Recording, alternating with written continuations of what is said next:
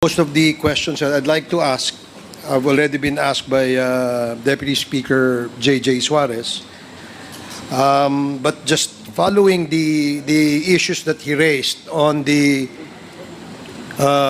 very concerning and very alarming, there seems to be a control by the Chinese nationals in the operation of the NGCP.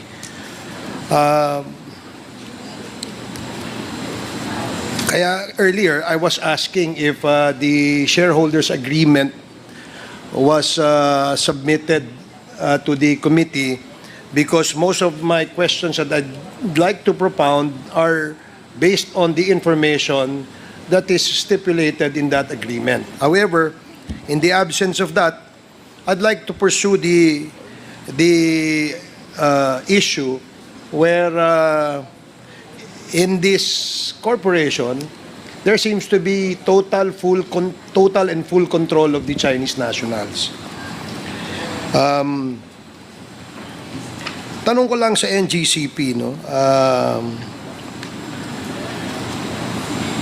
Sa maraming pagkakataon, kapag tinatanong who controls, operates, and manage the NGCP, ang lagi pong sagot ay Pilipino. Tama po ba yan? Tama po, Your Honor. Okay. So, pinaninindigan ninyo na ang merong management, control, and nag-ooperate ay Filipino. Opo, Your Honor. So, ang ibig sabihin po ba nito na ang Pilipino ay siya yung may desisyon, yung kumbaga huling pa siya doon sa mga decisions that the NGCP makes? Opo, Your Honor. Okay. So, Pilipino lahat yan? Opo, Your Honor. Okay, kasi kanina nabanggit ni Congressman Suarez na doon sa desisyon sa pagbili ng lupa, paghingi ng approval, ang nagre-rekomenda ay ang isang Chinese national. No? So that's the reason why I said earlier, this is very concerning and alarming. Bakit sila yung nagdidesisyon? Di ba dapat Pilipino ang nagdidesisyon dyan? But sabi nga, gaya nga ng sinabi mo, Pilipino ito, no? Doon sa mga nakaraang hearing, lagi po natin ini-emphasize that Filipino control in the transmission network ng Pilipinas ay napakahalaga because marami pong isyong nakaakibat dito. At ang pinaka-importanting issue dito ay yung national security. Tama po ba? Do you agree with me? I agree, Your Honor. So you agree with this representation that full control, full management of the transmission, national transmission, must be in the hands of patriotic Filipinos. Nag-agree po ako, Your Honor. Nag-agree kayo dyan. Sige. So, matanong ko lang, ano ba sa inyong pananaw ang relasyon ng transmission network sa national security, if I may be educated, Mr. Chair? Sa inyong pananaw, sa NGCP, anong relasyon nito? Anong kahalagahan? Napakahalaga po, Your Honor. Dahil katulad nga po sa mga nakakaraang House Committee on Energy hearing, si Kong Dagook talagang sinasabi niya parang basic necessity na natin ng power. Dati food, tubig, bahay, pero ngayon power. Kaya po sumasangayon ako na napakahalaga ng transmission network po. So salamat at isa kang ring patriotic Filipino na sumasang-ayon na itong transmission network ng ating bansa ay dapat nasa ilalim ng kamay ng mga Pilipino. Sa present situation and setup ng NGCP, masasabi mo ba na ang transmission network ng Pilipinas under the control and management of NGCP ay nasa ilalim ng kamay ng mga Pilipino? Walang pagsusubali, Your Honor. Sumasang-ayon ako na nasa kamay ng mga Filipino. And I presume, Mr. Chair, that that's the same opinion shared by your colleagues in the NGCP. Tama po ba? Attorney all of you from the NGCP. Yes, Your Honor. Okay, maraming salamat dahil napakahalaga nga po nitong transmission network natin, no? At isa doon sa function na kung saan ay bago gumawa ng project, bago bumili ng lupa o anumang desisyon na gagawin ng management ng NGCP, meron po kayong kinreate o merong nakikreate na sinasabi niyong working group. Is that correct? Your Honor, yun nga po yung hindi masyadong maliwanag sa akin. That's a matter that's not clear to me when si Congressman Luis Stro was the one asking question because working group, meron po kami mga TWGs. Kunyari, nung nag-bar exams, may TWG kami. Pag may election, may TWG na nag-aano na talagang hindi mag-brown out sa mga importanteng pagkakataon na yon. Hindi po ako pamilyar, Your Honor, sa working group. Hindi po ako pamilyar, Your Honor. We have, Your Honor, like departments, RODI, Right of Way Department. Meron po kaming mga ganon, Your Honor. Working group, wala po. Mula nang pumasok ako ng NGCP, TWG. There's no but such working thing group, as hindi. working group. I'm sorry, Your Honor. There's no such thing as the working group. Is that what Since- you're saying? Yes, since I joined, Mr. Chair, Okay. hindi ako familiar sa When did you join the NGCP? 2019, Your Honor. But more or less you have reviewed or perhaps you have been informed as to the contracts entered into Yes, Your prior Honor. to your appointment, correct? Yes, Your Honor. I'm Halimbawa po, with the yung- UGC, Your Honor. Halimbawa po, yung 2014, yung nagkaroon ng bid para sa natitirang aspeto ng Aurora Polanco, yung transmission line project, tama? You're familiar with that? If your document provides so, Your Honor. Yes, kasi nga napakahalaga because this is the information that was shared with us wherein this working group plays a very vital and important role. Ba't ko nasabi ito, Mr. Chair, is that nung pong nagkaroon ng isang project, itong sinasabing Aurora Polanco 138 kV transmission line project, nagpabid ho kayo. But that is a normal procedure, correct?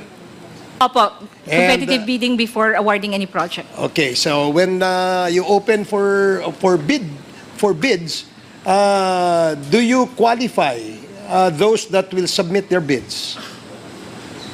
Yes, the bidders, Your Honor, are accredited, qualified. Yeah. Okay, so I am also sure and certain that in this particular project which I mentioned, is that may nag-submit na mga bids sa inyo. And doon sa mga nag-submit ng bids, karamihan po ay Chinese-owned companies. Are you aware of that? Pagpaumanhin po, Your Honor, I'm not aware dyan sa particular po na minimension nyo. Or perhaps it may help us to determine whether these companies are really those that submitted their bids in this particular project. Can we ask the Secretariat to show the slide of these Chinese companies who joined the Aurora Polanco transmission line project?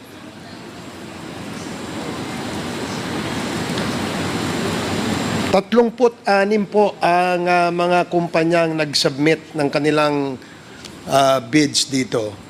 At lumalabas dito sa mga bid na ito ay mahigit kalahati ho ay puro China o Chinese-owned bidders o Chinese-owned companies. Now, bakit ko sinasabi to, no, na ano bang importansya, no? Okay lang naman ho siguro kung magbid ang isang Chinese company kung wala hong bidder mula sa Pilipinas. Do you agree? Opo. Okay. So, dun ho sa mga bids, sino ho nag-evaluate ng bids? Sino nagsasabing mananalo ito, matatalo ito, hindi nagka-qualify ito? Sino ho yan? Meron po kaming department, Your Honor, at yung most advantageous bid, yun po yung mako-consider for an award, Mr. Chair. Can you repeat that, please? Meron po kaming department that who evaluates kung ang most advantageous bid, Your Honor, sa kanya po maa-award yung project, Your Honor. Base sa aming kasing information, ang nag-evaluate o yung membro ng evaluation, bid evaluation, nag-submit ng bid evaluation report on this particular project ay si Mr. Yuan Ming Jun at si Mr. Chen Changwei. You're familiar with those names? I am not familiar with those names, Your Honor. Yes, I agree because you were not there yet. No, this was 2014 project. Eh. So for those who were already there in 2014, you're familiar with these names. Your Honor, I have been in NGCP since 2011 but I'm not familiar with those names. So yung hindi ho totoo na meron pong nag-evaluate na by the name of Mr. Yuan Mingjun at Chen Chingwei. Again, as I repeat, Your Honor, I'm not familiar of those names. But as mentioned by Attorney Malyari, we have a department which evaluates the bid submitted by different bidders and recommend the award with the most advantageous bid, Your Honor. Based on the documents that we have, it seems that the approval, the evaluation of all these bids are done by these two Chinese nationals. Which again, I would like to raise this point that this is quite alarming and concerning. Kanina, sinabi natin yung pagbili ng lupa, Chinese ang nagdidesisyon. Yung pag-implement ng project, Chinese ang nagdidesisyon. So again, can we ask the Secretariat to please flash on the screen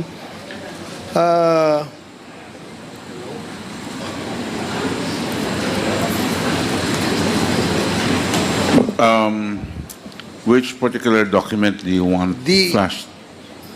I think yan yun. These Thank are you the very much. bidders, no? These are the bidders doon sa project which I specified, no? And in the next slide, it will show, can you show the next slide? So, majority po ng mga kumpanyang ito ay China-owned corporations. So, the next slide, please, Secretariat.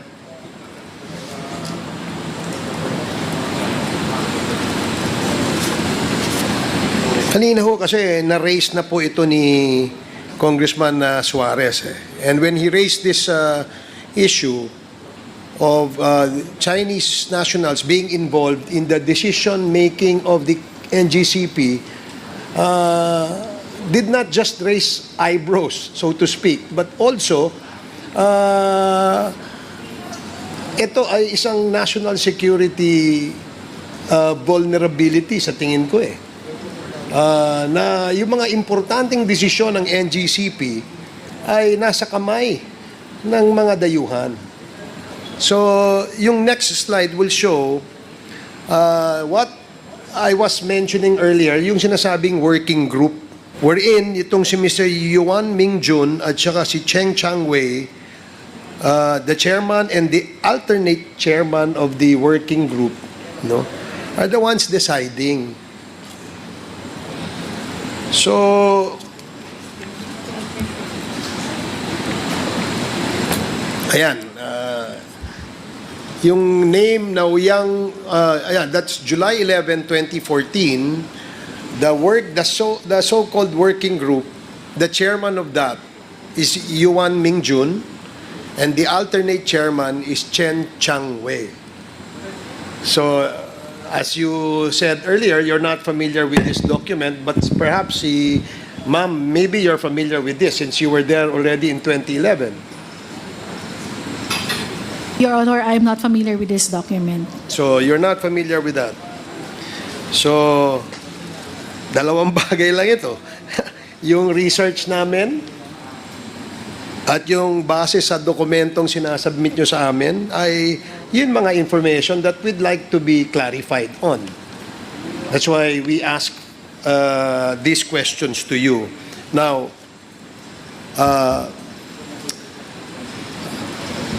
earlier, tinanong natin yung systems guy ninyo kung ano yung procedure, no, para i-shut off, i-turn on or i-turn it off yung buong power system. At sabi niya, ang in charge lang doon ay yung duty manager. If I remember it correctly, there's just one person or maybe 2 or 3 of them who are in control of the shutting down or the turning on of the system. To me, and I'm sure my colleagues will share my apprehension, na nakakatakot ito. Nakakatakot ito. And this is, again, something that we should really correct and we should look into, Mr. Chair. Now, other issues that were raised earlier by Kong Dan Fernandez were quite alarming too, no? Especially dun sa violation sa Section 8. But listening to the NGCP, definitely the first reaction is to deny, no, and to short of saying disagreeing with the observation of Congressman Dan Fernandez, and we respect that. It's just that we're all here para ayusin itong sistemang ito at hindi ito hindi mangyari yung kinakatakutan natin na maaari at posibleng mangyari considering that we have now an issue with China in the West Philippine Sea. I cannot imagine utility companies being managed and operated by quote-unquote the enemy. I'm sure you wouldn't want to sleep with your enemy. And majority ng ating mga kababayan na nakikinig ngayon ay nagtatanong, totoo ba na kapag halimbawa nagkaroon tayo ng alitan sa ating kapitbahay na China, isang pindot lang ba nila, mawawala na ang power sa atin? That needs to be answered. The Filipino people must be informed. They need to know kung ito ay posibleng mangyari. Pero sa sagot kanina, parang posible. Parang posible. Unless you have a better reply to that question, ma'am. Mr. Chair, nandun ako sa likod nung kausap niyo si aming Mr. Clark Agustin. Yung scenario niyo po kasi na bigay sa kanya is si terorista na sa kwarto na. But ang ano po is, bago siguro nakarating si terorista doon, kasi po yung control center namin are physically secured. And insofar as yung mga tao na mag-on at mag-off ng mga equipment, there are switching procedures which includes validation between control and substation. So, sa hypothetical scenario, it appears na hypothetically it can be done, pero sa tunay na buhay, Mr. Chair, may kalabuan. So, yan ay ginagarantiyan nyo sa ating mga kababayan? Opo. So, hindi pwede na pakialaman ng dayuhan ang control sa ating elektrisidad o power dito sa ating bansa. Opo. Sigurado kayo dyan? Opo. Okay, sige. I will not belabor that point anymore, Mr. Chair, but to give more time to my colleagues here that would like to propound questions, I am yielding the balance of my 38 seconds in my interpellation, Mr. Chair. Thank you, Mr. Chair. very much, the Honorable